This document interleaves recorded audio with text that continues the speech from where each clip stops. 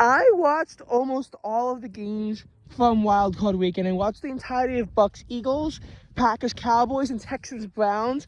I watched the first half of Lions Rams and Dolphins Chiefs, and I had to miss out on the entirety of Bills Steelers, but I still somewhat know what went on during that game.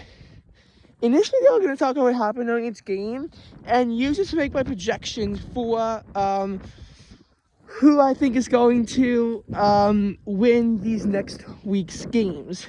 So first we have Texans-Browns. I had the Browns going all the way to the Super Bowl. And at first it seemed plausible that could happen as they were going toe-to-toe against the Texans. The Texans would go up 3-0, Browns would go up 7-3. Then the Texans would go up 10-7, the Browns would go up 14-10, and the Texans would go up 17-14. By the way, this is the only game in which both sides had a lead. In every other game, the team who scored first never relinquished that lead. The Texans actually did relinquish the lead this time, but then they quickly got back. The game was 24-14 at halftime, and a big part of why the Texans were able to get someone's steam was because C.J. Stroud was just hitting passes, and the Browns, who were praised for having an elite defense, could not stand up to this. The Texans actually scored 45 points in total, but only 31 were offensively. While the Texans got the ball back in the second half, they, had a punt. This is a critical opportunity for the Browns. And while Joe Flacco got into field goal range, he then threw a pick six, returned 82 yards for a touchdown. This happened again from a closer distance. So that was really on the offense to, get the stop there, because the pick six obviously changes the entire complexion of the game significantly, because then it's the defense that's scoring a touchdown. And at first, and that's when the game was, 38-14. It was out of reach. Flacco just threw 2 interceptions, and he was considered to be, the quarterback that got the Browns to the playoffs in the first place. And he went 4-1 in his 5 starts with the Browns. Despite being the oldest quarterback in the NFL who was actually playing, he seemed to be a pretty good quarterback. He just got blown up by C.J. Stroud, who was 16 years or so younger than him. And, his offensive limit was only 14 points. They gave up, they had 4 turnover on downs as well. So, you just have that going for the Texans. And it was a very strong performance. It was a very, very strong performance by the Houston Texans. In in Dolphins Chiefs, you had the game being played when it was, negative 30-degree wind chill, and the Dolphins have never played anything like that. Neither the Chiefs, but the Chiefs have played in colder temperatures than the Dolphins had. The Dolphins managed to get a touchdown to make the game only 10-7 after the Chiefs got a touchdown and then were held to a field goal. And then they had this case of a touchdown that was called back due to penalty, and then they were forced to settle for a field goal. They actually got 4 field goals in a row to make it 19-7, and they led 16-7 at halftime. Then they got a touchdown to deal the final blow to the Dolphins as they won 26-7. And it was really Rashid Rice who got those touchdowns.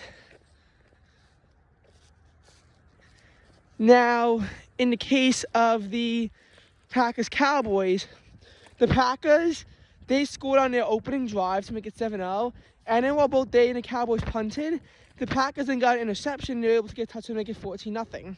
They then got another touchdown after the Cowboys lost possession of the ball for whatever reason. I kind of forgot to make it 20-0 after the field goal missed the extra point attempt.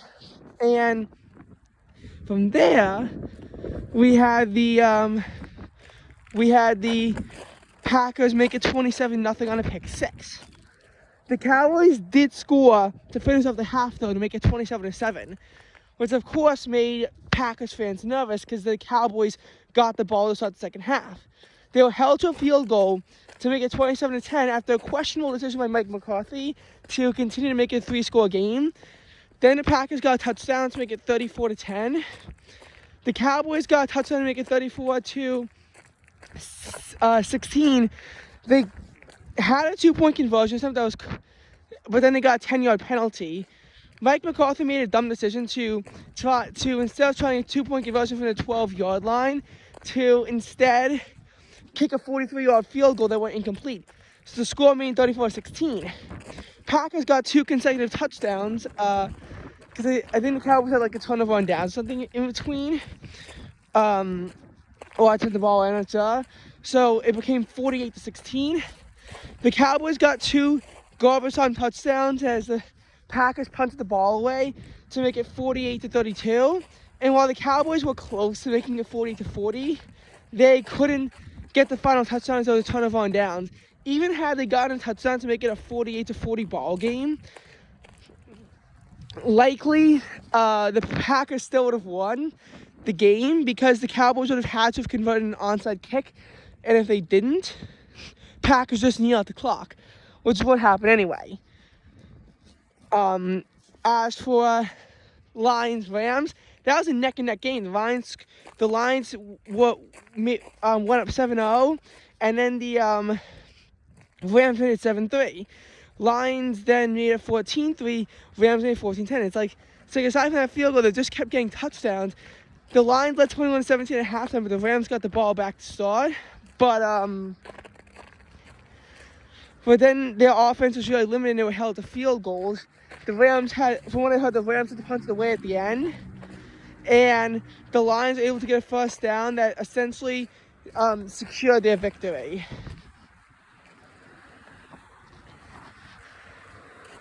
Now, as far as the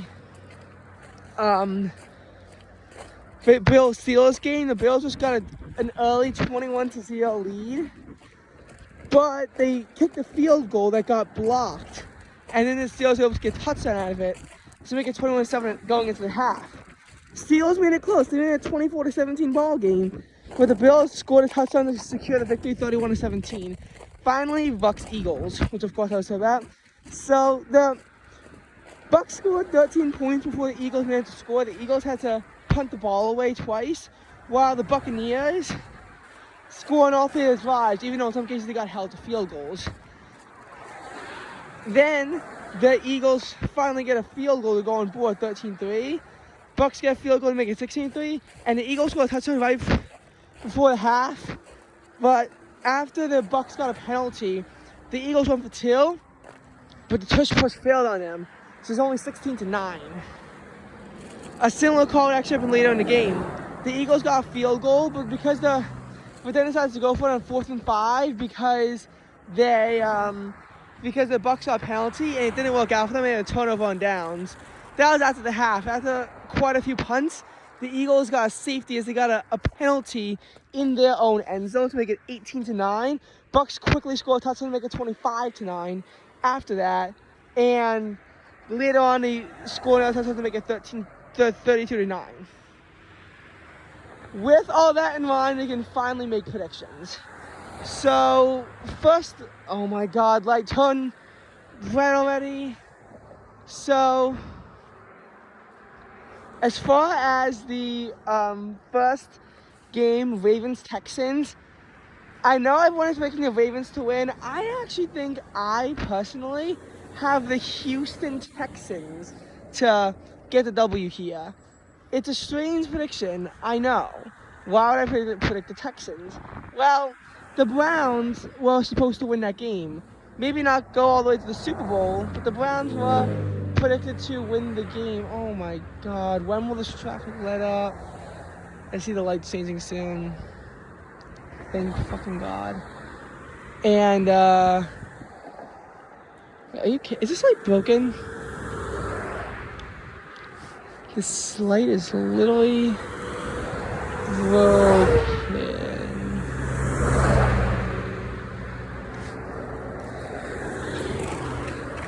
Alright, in any case, the Texans, they're able to blow out the Ravens. CJ Stroud looks unstoppable when he actually, is playing. And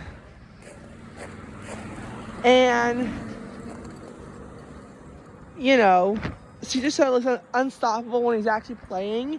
And the Houston Texans they're looking like a really good football team right now. They are going up against the Baltimore Ravens, though. The Ravens are a team that, well, everyone knows the Ravens have been one of the best teams in the AFC. They beat the Texans 25-9 in Week 1. I think, though, that the Texans could get a win here because Lamar Jackson, yes, he's a really good quarterback, but you just look at the way that the Texans beat up on the Browns, especially the defense can get pick sixes. I think the Texans are going to get a win here. I actually think the Ravens are going to lose. They also aren't the best team in the postseason, neither the Texans, but this really is the opportunity to make it shine. Then you have 49ers Packers. I'm not sure on this one. I think I give a slight edge to the Packers just based on how they beat up on the Cowboys. Yes, the 49ers owned Aaron Rodgers. He's no longer there. So if the 49ers aren't getting owned by Jordan Love, I definitely think the Packers could pull away with a win here. Lions, Bucks, yes. The Bucks definitely squashed the Eagles. But the Eagles were playing horribly as part of the collapse. We're going to see a lot of people get fired on Philadelphia. We're going to see a lot of stuff happening. And because, of that, I think the Lions, even though they had a close game against the Rams, should get a narrow victory in Tampa. They're a team that's not really convincing. It's just that Philadelphia just completely imploded, and they've been imploding for the past few weeks, ever since, December, really. Then you have the final game, which is Bills-Chiefs. I think the Buffalo Bills are going to get a win here. Hear me out. Yes, the Chiefs won the last 2 times they played in the postseason, but the Bills won the last 3 regular season meetings. And while it is true that Mahomes is a different animal in the postseason, he's also never had to play on the road before. He will not be playing in Arrowhead Stadium. It's not a neutral site Super Bowl either. He is going to be playing at Highmark Stadium. The crowds in Buffalo are going to be extremely loud. They've been waiting for this moment. Josh Allen has been playing at MVP-like level over the past 5 weeks, and after, they initially struggled as they were only 6-6 heading into the bye, they won their last 5 straight to go to 11-6. That's how they're the 2 seed anyway. I see the Bills continuing their magic here and beating the Chiefs. This will lead to Bills-Texans in the AFC Championship game, as well as Packers-Lions in the NFC Championship game.